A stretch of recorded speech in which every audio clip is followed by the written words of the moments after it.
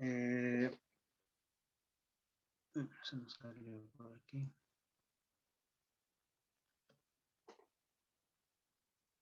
Permítame.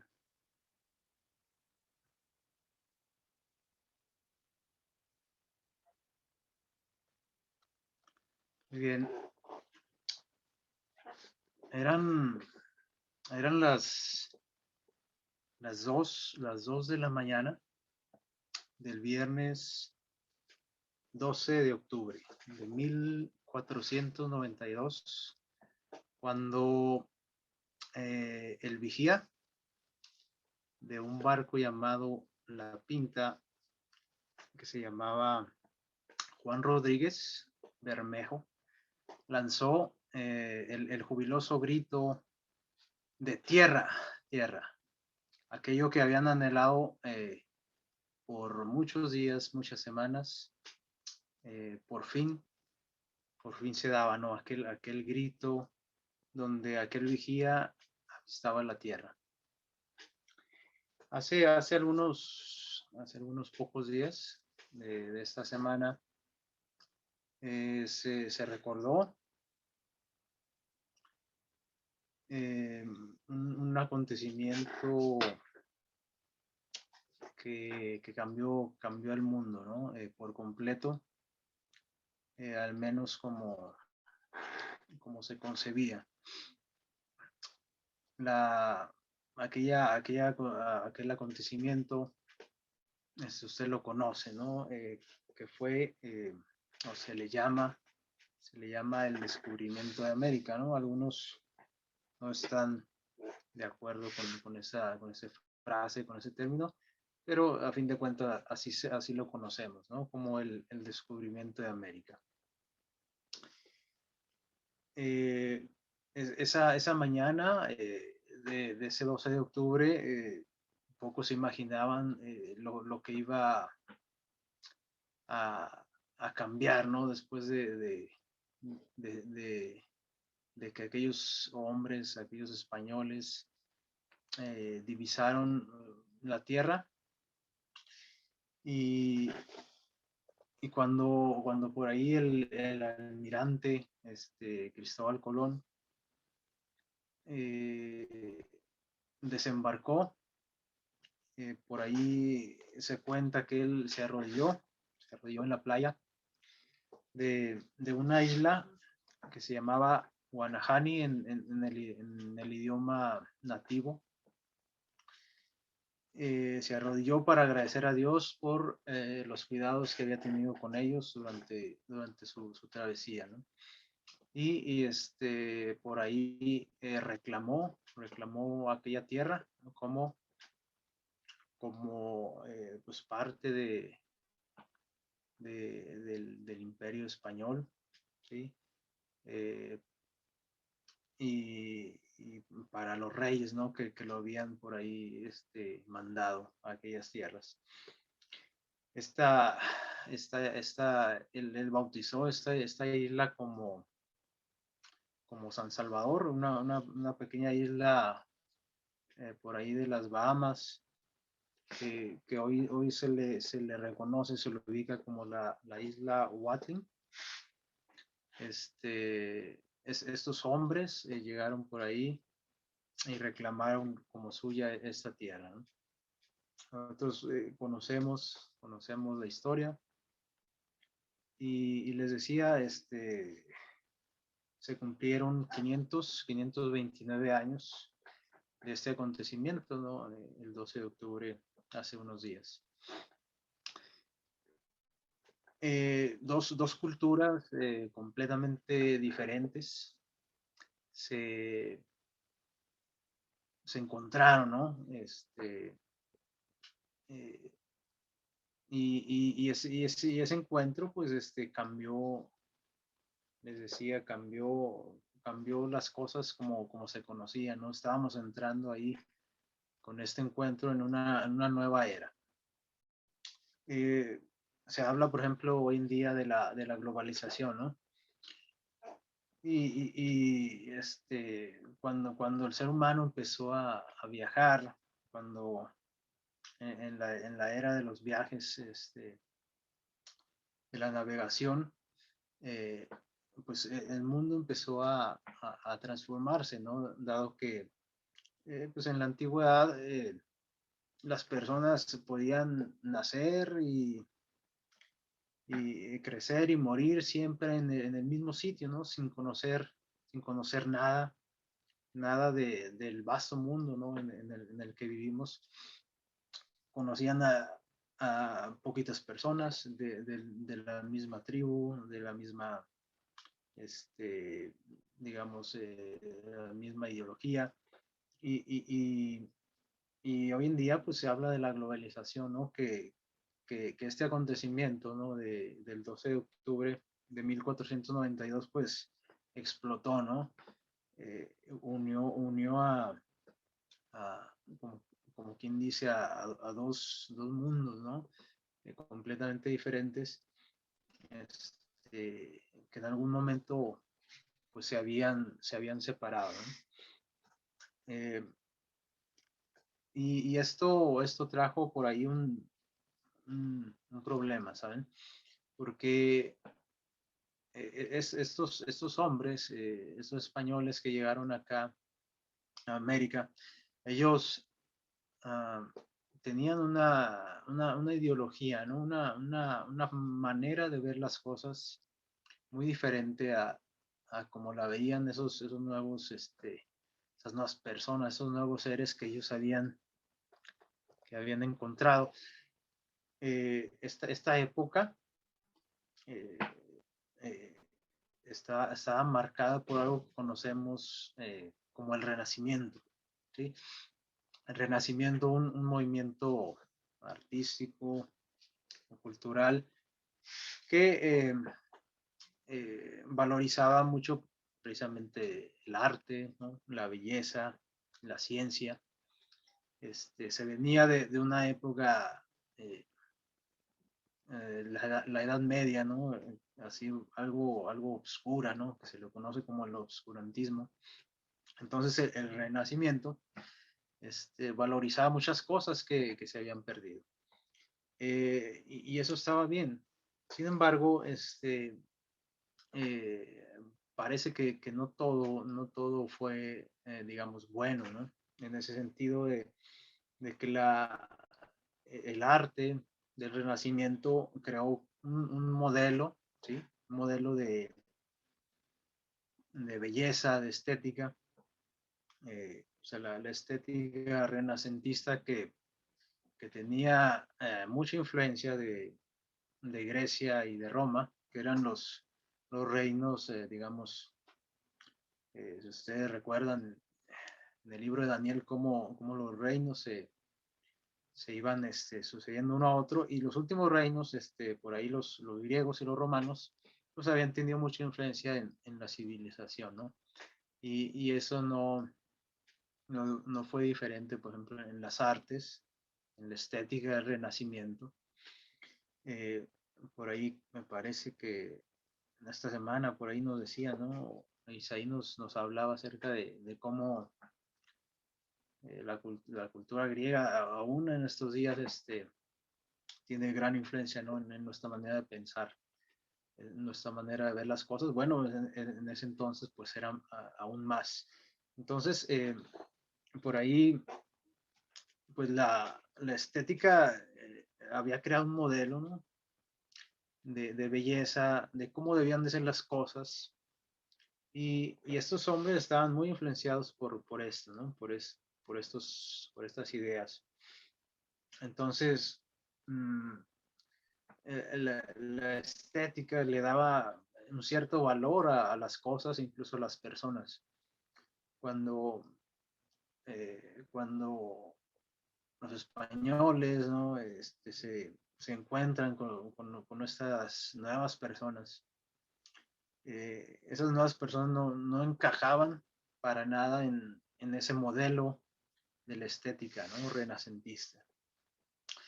Eh, por ejemplo, hay muchas pinturas, esculturas que pintan al ser humano o a los mismos dioses, a Dios, a Adán, a Eva, incluso a Cristo con cierto modelo, ¿no? Su color de piel, mm, su color de cabello, sus ojos, todas las facciones, ¿sí? Las formas del cuerpo,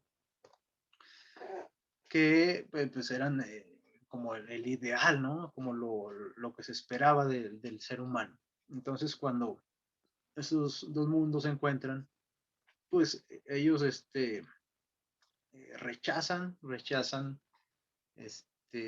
a aquellos personajes, ¿no? Aquellos nativos de estas tierras, porque eran diferentes, ¿no? Ellos no conocían o no reconocían que esas culturas, que esas personas tenían su propia estética, sus propias formas, eh, sus propias maneras de pensar, ¿no? De ver la vida.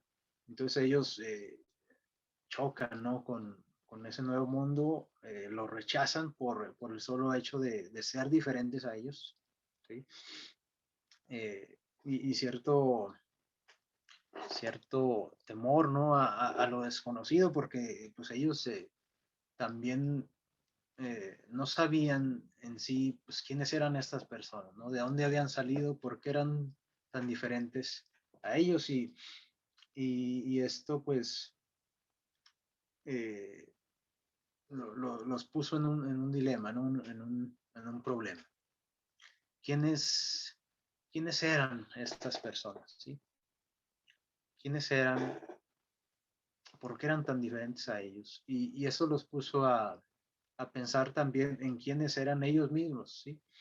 Eh, la idea de la identidad, el ser humano siempre ha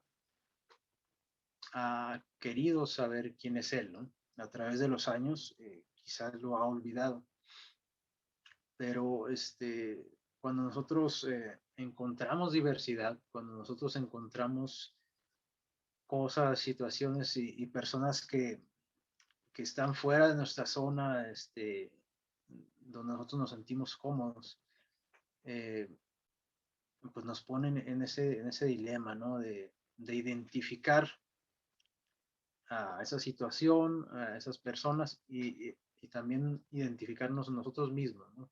¿Quiénes somos nosotros? ¿Por qué somos diferentes? Y esto pasó, ¿no? En esos años, en esos días. Saben que, por ejemplo, ellos, pues, como estaban, estas nuevas culturas estaban fuera del modelo que ellos conocían, ellos dijeron, bueno, nosotros somos personas civilizadas y esos morenitos, ¿verdad? Que estaban ahí, pues son salvajes, ¿sí? O sea, es una cultura salvaje, eran prácticamente como animalitos para ellos, ¿sí? De hecho, se les menciona así en sus informes, como que, bueno, nosotros somos cristianos, hijos de Dios, ¿no? Creados a imagen de Dios, pero estos nuevos seres, no sé dónde salieron, ¿verdad? No tienen alma, decían ellos. Sí tienen un cuerpo, parecen humanos, pero no tienen alma, no son humanos, ¿verdad? Son como animales. Ellos razonaron de esta manera. Algunos teólogos de aquella época empezaron a formular algunas teorías, ¿no? Acerca de quiénes eran estas culturas, de dónde habían salido, y por ahí ellos intentaron razonar en que estos personajes eran descendientes de Cam, ¿se acuerdan de los hijos de Noé? Aquel hijo que por un acto que su padre reprobó fue maldecido, ¿sí? Entonces ellos decían, bueno, como ellos no encajan en nuestro modelo, nuestra estética, por ejemplo, los pueblos africanos y estos nuevos personajes de América, pues son descendientes de Cam, ¿no?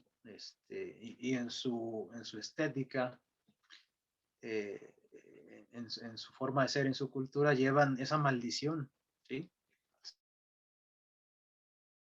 esta maldición en la Biblia. Entonces, como ellos, pues, eran ahora sí como seres malditos, eh, los españoles y las culturas europeas se sintieron con el derecho, ¿sí?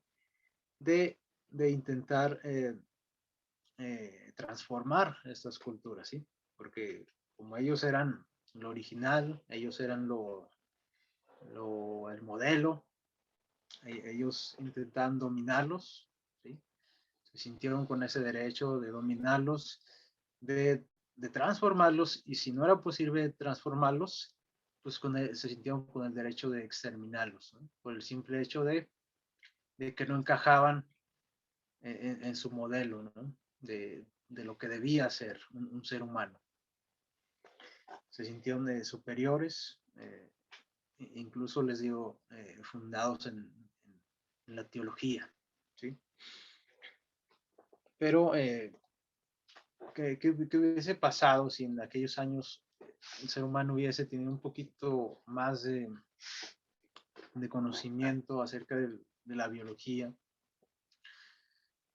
Sin duda que ese choque o ese encuentro de culturas tan distintas hubiera sido menos ríspido, ¿no? La historia hubiera cambiado. Hay en la biología por ahí algo que le llaman las leyes de Mendel, y en estas leyes, en algunas de estas leyes se dice que digamos, las razas que son diferentes, como las razas más oscuras,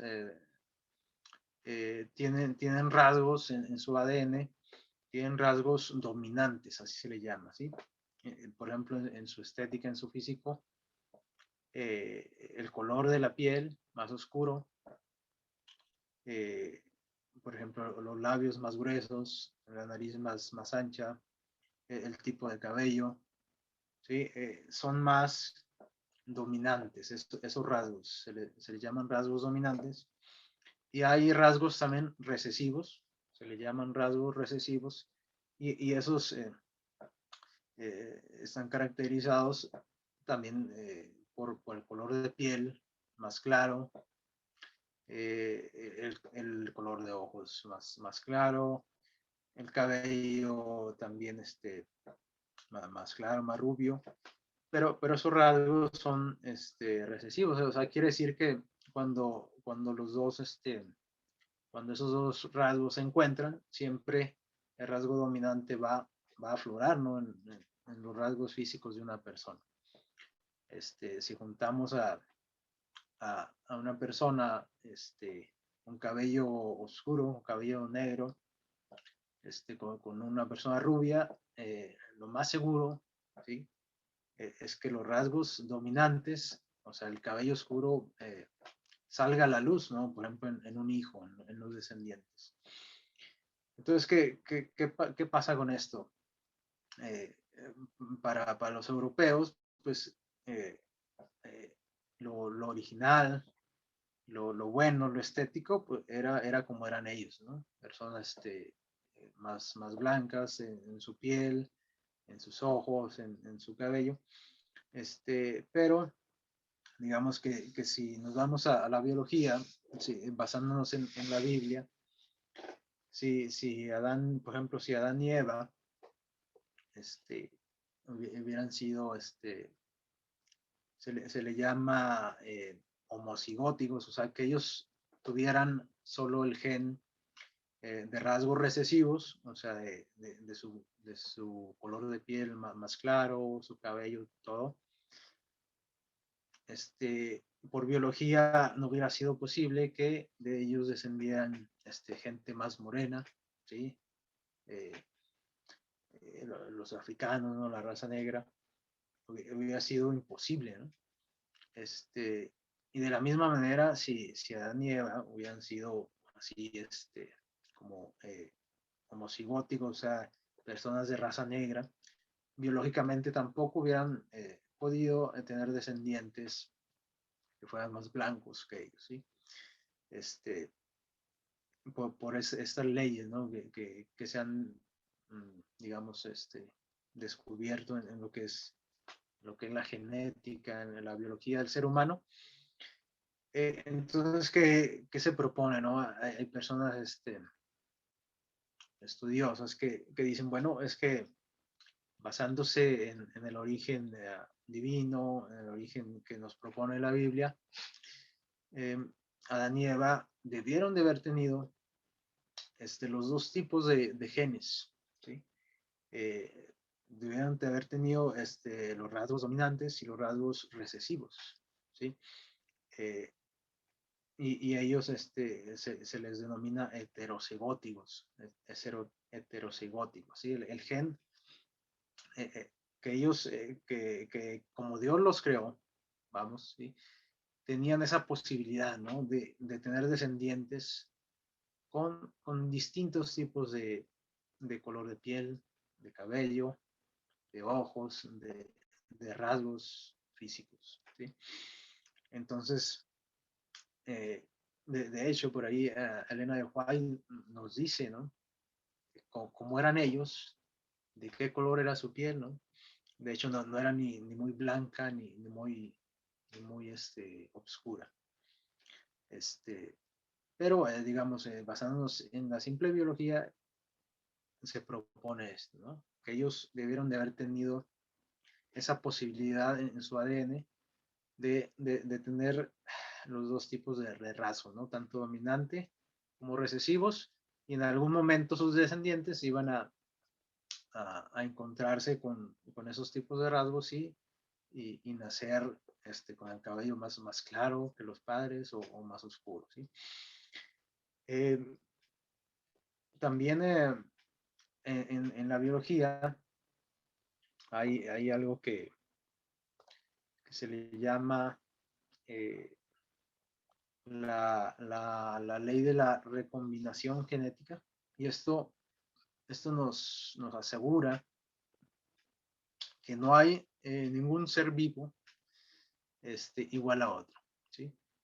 Esto ocurre en las plantas, ¿sí? Ocurre en todos los animales y obviamente en el ser humano, ¿sí?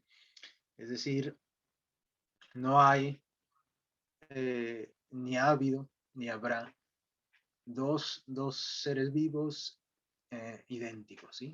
Puede haber eh, personas parecidas, ¿no? Plantas parecidas, animales parecidos, pero jamás va a haber uno exactamente igual que el otro. Esta ley de la recombinación genética nos dice eso, ¿no? Entonces,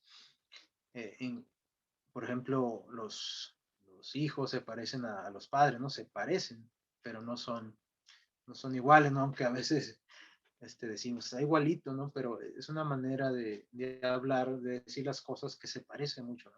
Incluso los gemelos, ¿no?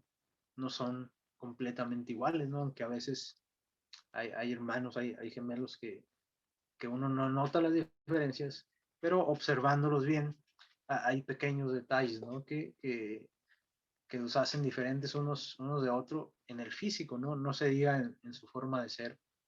Eso sería tu tema, ¿no? De nuestra identidad como personas, en el ambiente en el que nos creamos, la familia de la cual venimos, muchas cosas que nos hacen aún más diferentes de lo que por sí ya somos, ¿no? Entonces, a estos pueblos, ¿no? Que se encontraron, les hizo falta conocer un poquito esto. Dejar de lado ese molde, ese estereotipo, lo que ellos conocían, ¿no? Como lo que era bueno o estético, y aceptar que todo lo que existe en este mundo es diferente, ¿sí? Que no hay ningún ser vivo igual, ¿sí? Y eso, si nosotros entendemos eso, vamos a vivir de manera diferente, ¿sí? Nos vamos a sentir precisamente especiales, únicos, ¿sí? como algo hecho, una obra de arte hecha a mano, ¿sí? Usted,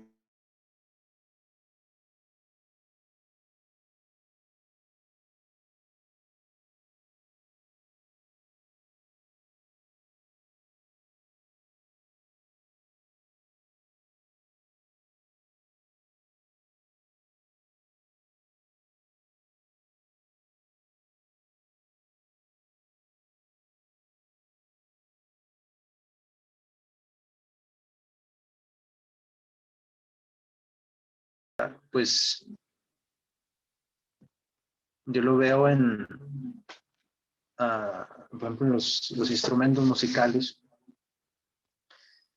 Eh, cuando alguien te hace un instrumento musical eh, para ti, o sea, hecho con sus manos, no en una fábrica donde se hacen instrumentos iguales, donde esa persona escoge la madera, corta el árbol, y pone toda su habilidad o sea, que tiene en sus manos, las pone en ese instrumento vale muchísimo más que un instrumento hecho en una fábrica, hecho en serie, ¿sí? Muchísimo más, ¿no? Esos instrumentos musicales son carísimos, ¿no? Eh, y por lo mismo son muy especiales la forma en que son creadas. El Salmo 139, me gustaría que me acompañaran a leerlo. Salmo 139, un salmo muy conocido, que nos habla un poquito acerca de esto, ¿no? de nuestra identidad, de dónde venimos nosotros y cómo fuimos creados. Eh, Vamos a ver aquí, Salmo 139. Le voy a pedir a... ¿Otra vez?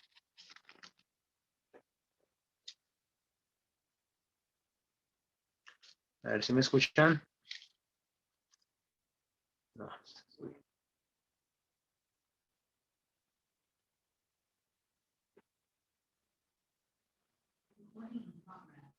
Está conectando.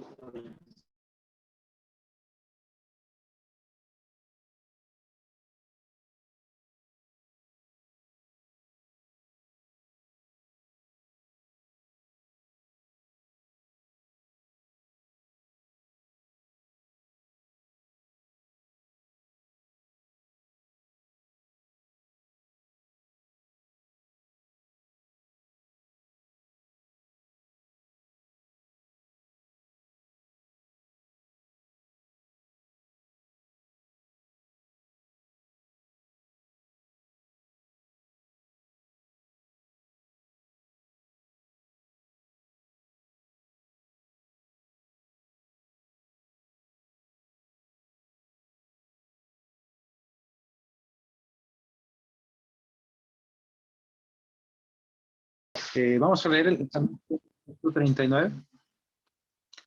139.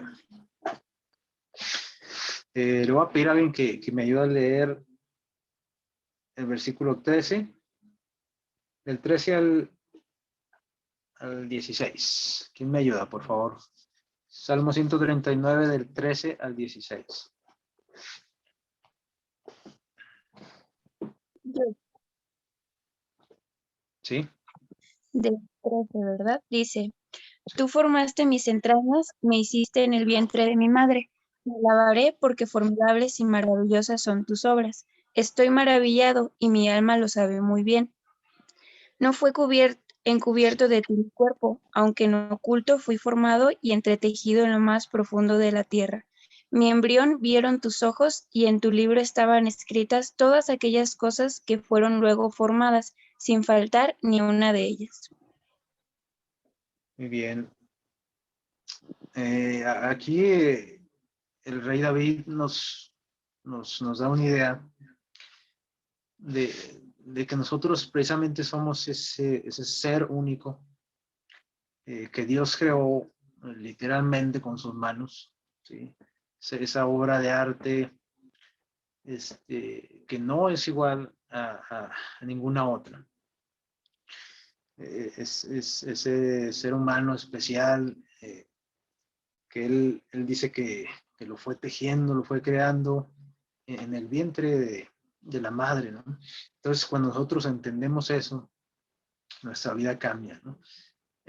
Sabemos quiénes somos, ¿no? Sabemos de dónde venimos, tenemos una identidad, ¿no? Nos podemos identificar, ¿no? Y eso ocurre con cada una de las cosas que Dios creó. Como les decía, no hay nada exactamente igual, ningún ser vivo igual en la tierra, ¿no? Y esto, por ejemplo, esta variedad,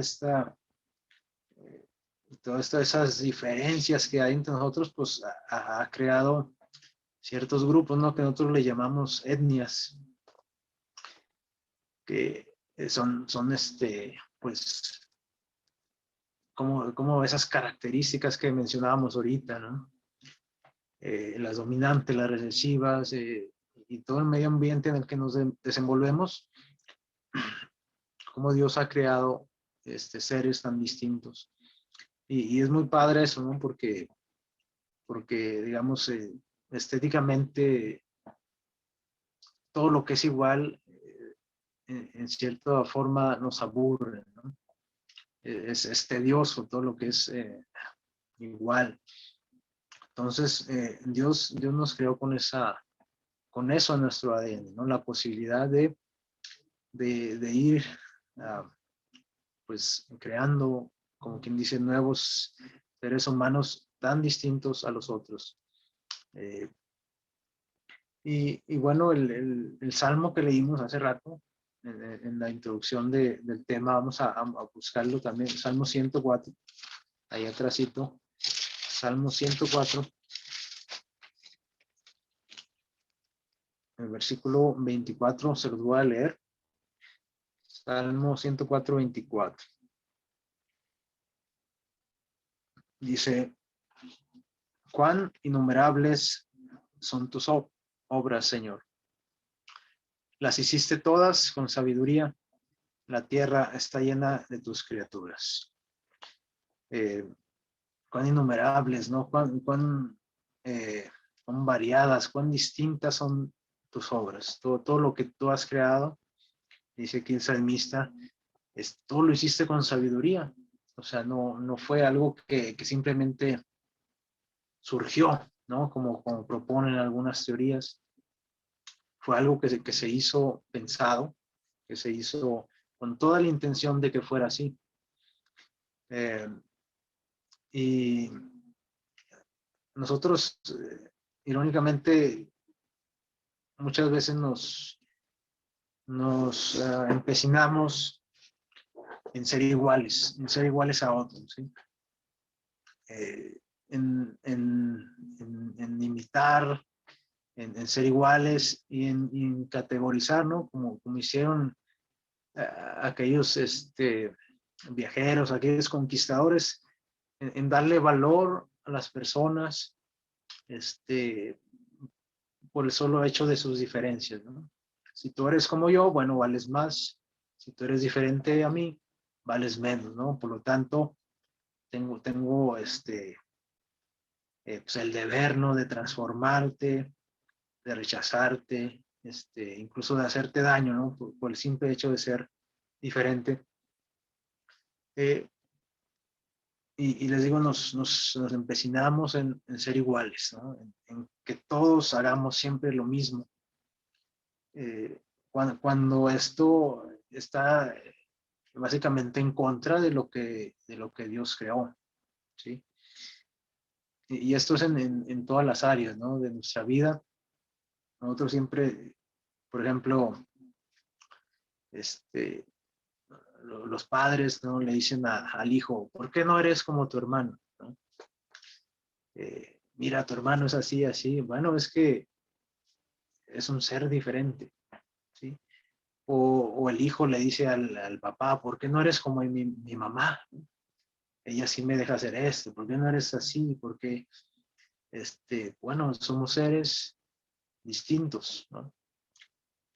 Biológicamente, socialmente, culturalmente distintos.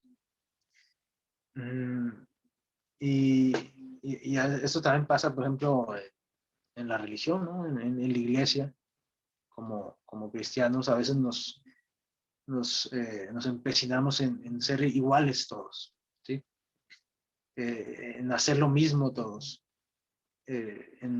No sé cuántos, por ejemplo, conocen o han oído hablar de un área en la iglesia que se le llama ministerios personales. Ministerios personales que antiguamente se le llamaba obra misionera o evangelismo, ¿no? No sé cuántos de ustedes, por ejemplo, se han sentido, o alguien les ha dicho, que ustedes, por ejemplo, no son misioneros, ¿no? O aquel hermano es muy misionero y yo no soy muy misionero. ¿Por qué pensamos eso? Bueno, es que nosotros tenemos un molde, ¿no? Como aquellos europeos que tenían un molde de lo que debía de ser, de la estética. Nosotros también como cristianos tenemos un molde de lo que es, por ejemplo, una persona misionera. Y lo que es diferente a esa idea, pues nos causa un rechazo, nos causa como incomodidad o molestia, y no le damos el valor, ¿no? A esa persona, a ese acto. Pero nosotros hemos olvidado que todos fuimos creados diferentes, ¿sí? Que no podemos hacer las cosas exactamente igual que los demás, porque eso va en contra de nuestra misma naturaleza con la que Dios nos creó, ¿sí? Entonces, ¿qué pasa? Que, bueno, a lo mejor yo no reconozco en mí, pierdo mi identidad, ¿no? No reconozco que yo puedo hacer algo muy diferente a ese, por ejemplo, esa persona que yo considero como que es muy misionera, que también tiene el mismo valor, ¿sí? La misma efectividad, y el mismo, digamos, pues, como podemos decir, la misma capacidad de transmitir el evangelio, ¿sí? Entonces, ¿qué pasa? Pues que nos sentimos menos, por ejemplo, porque yo no hago lo que el hermano hace, ¿no? El hermano que encaja en mi molde, en mi molde del cristiano, en mi molde de la persona misionera. Si yo no encajo en ese molde, pues yo me siento que no soy útil para Dios, ¿sí? Es un error garrafal, ¿no? Que cometemos, el querer que todos hagan lo mismo, ¿sí? Les digo, la naturaleza nos dice que no hay nada igual en este mundo, ¿sí? Y así nos creó Dios, lo hizo con sabiduría, o sea, no fue obra del azar. Dios lo hizo con toda la intención de que fuéramos tan distintos, uno del otro. Eh, la, por ejemplo, las escrituras nos hablan, vamos a rápidamente ya a 1 Corintios 12. Son textos que conocemos, pero que a veces pues olvidamos. O 1 Corintios 12, vamos a leer a partir del capítulo 4.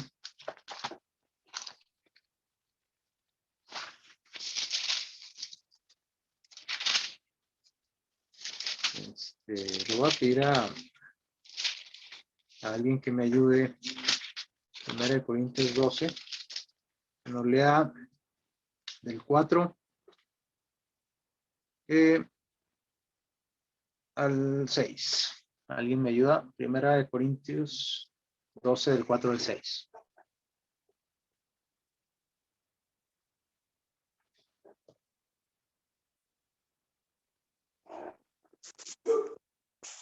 Yo, Sí,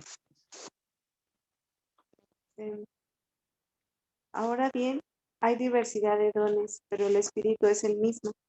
Y hay diversidad de ministerios, pero el Señor es el mismo. Y hay diversidad de operaciones, pero Dios que hace todas las cosas en todos es el mismo. Pero a cada muy uno, bien. perdón, Sí, sí, sí, está ahí. Gracias. Aquí nos dice Pablo, ¿no? Que, bueno, está hablando específicamente de la iglesia, ¿no? Pero esto aplica a todo, ¿no? A la familia, a la misma sociedad. Dice que hay diversidad de dones, o sea, habilidades que Dios nos ha dado a cada uno, ¿sí? Hay diversidad, o sea, hay muchos, no solamente uno, ni dos, ni tres. Hay muchos, hay diversidad, ¿sí? Hay diversidad de dones, dice, pero el Espíritu es el mismo, o sea, el que lo da es el mismo, el Espíritu Santo. Dice, hay diversidad de ministerios, o sea, diversidad de estrategias, de actividades que nosotros podemos llevar a cabo, ¿no? O sea, yo tengo un ministerio, el hermano tiene otro, la hermana tiene otro. Dice, hay diversos ministerios, pero el Señor es el mismo, o sea, servimos al mismo Señor, ¿sí? Tenemos el mismo, digamos, el mismo objetivo, pero haciendo las cosas diferentes. Hay diversidad de operaciones, o sea, diversidad de maneras de hacer las cosas, de lograr el objetivo, pero Dios dice, pero Dios que efectúa todas las cosas en todos es el mismo. Si ustedes notan aquí, dice, hay diversidad, ¿sí? Hay muchas maneras de hacer las cosas, hay diversidad de dones, pero el origen es el mismo, el origen es Dios, el Espíritu Santo. La naturaleza, les digo, nos enseña muchas cosas, ¿no? Ustedes han oído hablar de que los copos de nieve, que ahí está en su pantalla, ahí visto de manera microscópica, no hay dos copos de nieve iguales. Que usted ve una nevada, no hay dos copos de nieve iguales, ¿sí? Así, la naturaleza nos enseña que hasta en esos pequeños detalles, Dios, Dios creó este mundo para la diferencia, para la diversidad, ¿sí? Nosotros a veces no lo entendemos y buscamos siempre el ser igual a otros. No valoramos esos dones, esos ministerios, lo que Dios nos dio, no valoramos el lugar en el que nací, no valoramos el lugar en el que estoy ahora. Siempre estoy tratando de ser algo que no soy muchas veces. Y perdemos nuestra identidad, perdemos el sentido de la vida muchas veces, ¿no? Y bueno, eso va creando en nosotros, pues, la intolerancia, ¿sí? La intolerancia hacia lo que yo espero que sean los demás, ¿no? O lo que espero ser yo mismo. En una época donde se habla mucho de tolerancia, donde se defiende la diversidad, curiosamente en esta época es donde más intolerancia hay, ¿no? Donde nosotros no aceptamos que todos somos diferentes, que pensamos diferente, que tenemos una identidad, o sea, que somos únicos. Hay algo que se le llama crisis de identidad, ¿no? Y ahorita el mundo está envuelto en eso. Porque, bueno, hay algo interesante, ¿no? En 1800, por ahí 35, ustedes saben que un hombre llamado Charles Darwin sacó a Dios del mapa, ¿no? Sacó a Dios de la ecuación y él propuso otra ideología, ¿no? Otra manera de ver las cosas. Y esto, pues en la actualidad toma mucha fuerza, ¿no? O sea, el hecho de que tú saques a Dios de la ecuación hace que pierdas tu identidad, ¿no? Entonces no sabes realmente quién eres, no sabes de dónde vienes, no sabes para qué estás aquí, no sabes hacia dónde vas, porque perdiste tu identidad. Y eso le pasa a muchas personas, ¿no? Incluso pueden llegar a quitarse la vida porque no le encuentran sentido a su existencia, ¿no? Porque no saben para qué están aquí, no saben quiénes son. Nosotros podemos encontrar nuestra identidad, ¿sí? En Dios, como decíamos ahorita en el Salmo aquel donde, que dice que Él nos formó con sus manos, ¿no? Nosotros podemos cambiar nuestro destino, pero no podemos cambiar nuestro origen, aunque nos esforcemos, ¿no? Por ejemplo, les digo, hoy hay una crisis de identidad, ¿no? En el mundo y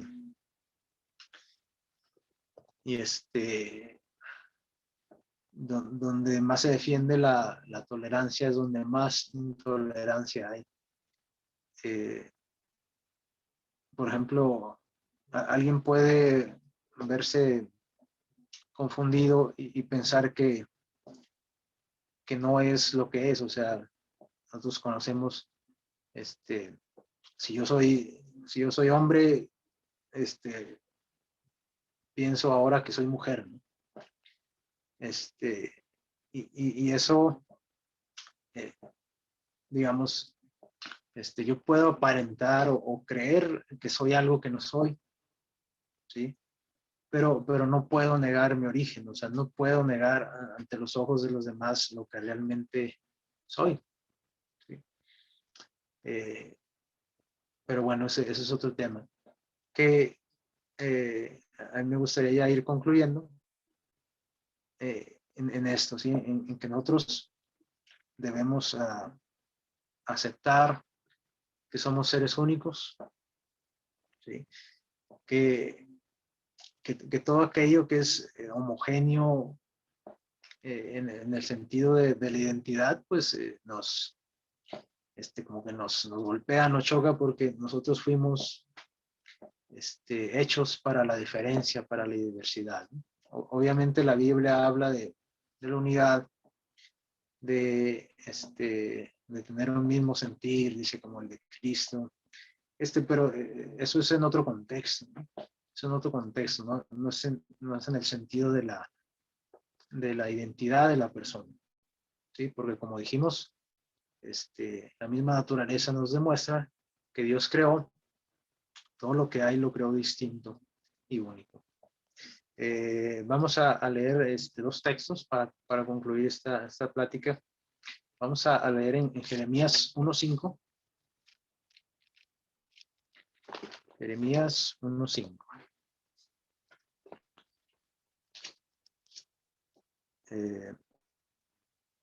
Vamos a leer Jeremías 1:5.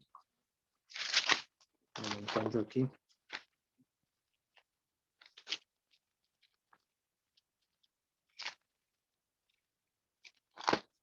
Dice: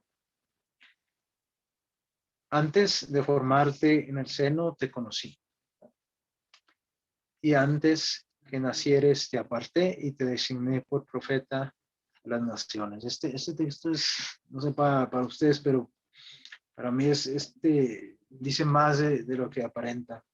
Dice: antes de formarte te conocí. ¿Cómo es eso?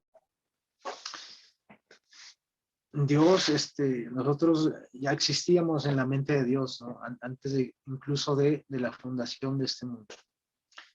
Dios ya había determinado la forma en que íbamos a hacer, ¿sí? Dios había ya en su mente hecho todos esos preparativos, ¿sí? Para crearte a ti y para crearme a mí de manera distinta, ¿sí? O sea, no fue que mientras fuiste concebido ahí Dios dijo, bueno, a ver, pues él va a tener este tipo de cabello, él va a tener este tipo de ojos, él va a tener estas habilidades, ¿no? Dice que antes de que nosotros naciéramos, Dios ya nos conocía, ya sabía qué características íbamos a tener, ¿no? Qué nos iba a hacer únicos, qué nos iba a hacer especiales. Y luego en Efesios 2:10, Efesios 2:10.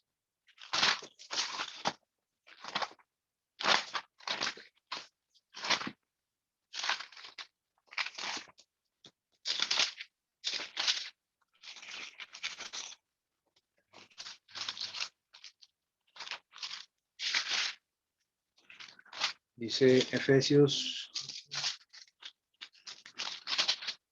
2:10. Porque somos hechura suya, creados en Cristo Jesús, dice, para buenas obras, que Dios de antemano preparó para que anduviésemos en ellas. Aquí Efesios nos está diciendo que Dios nos creó. Dice que de antemano él ya había preparado las obras, o sea, ¿para qué íbamos a existir? ¿Sí?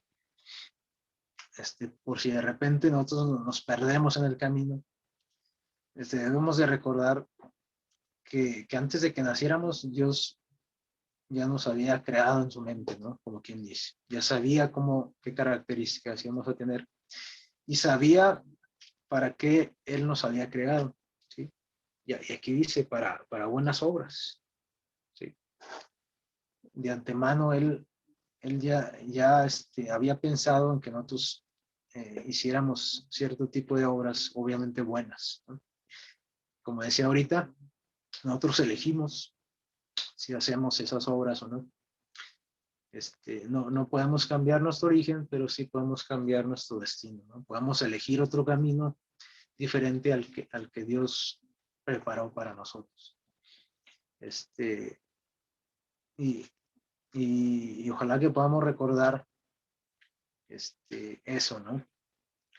Que Dios nos creó de manera especial a cada uno de nosotros, que no tenemos por qué ser iguales o hacer lo mismo que los demás, que Dios creó todo lo que hay de esa manera, ¿no? Distinta, porque así le gustó a Él, ¿no? Así le gustó hacerlo, con un propósito, ¿no? Y ojalá que podamos valorarnos nosotros mismos, y valorar a las otras personas, aunque sean diferentes a nosotros, ¿no? Precisamente nuestra identidad es lo que nos hace diferentes a otros, ¿no? Si no fuéramos diferentes, perderíamos nuestra identidad, y ahí empiezan muchos problemas, ¿no? Muchas patologías. Bueno, vamos a concluir escuchando un canto que nos habla precisamente de eso, ¿no? De cómo nosotros fuimos creados diferentes y que Dios nos ama así como Él lo determinó que fuésemos creados, ¿no? Vamos a escucharlo.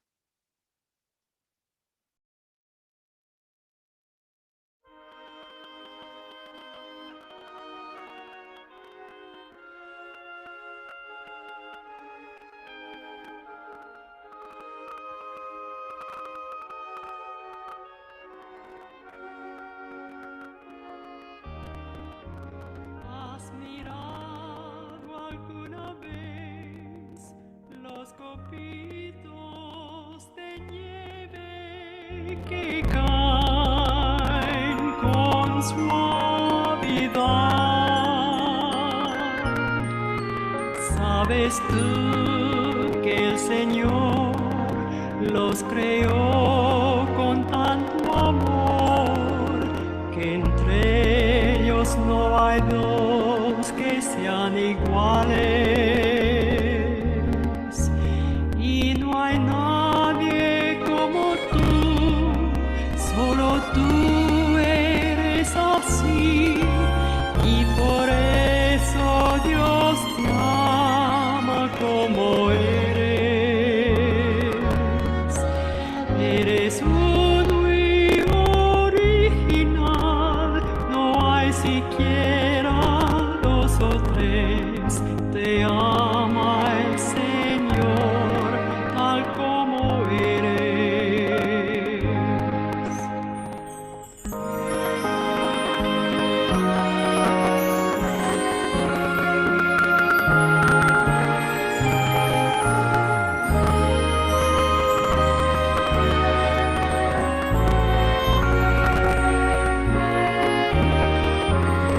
Sé feliz al saber que Dios te conoce y te cuida con tierno amor. A sus hijos por doquier les dio forma especial, y en su amor a ninguno olvidará.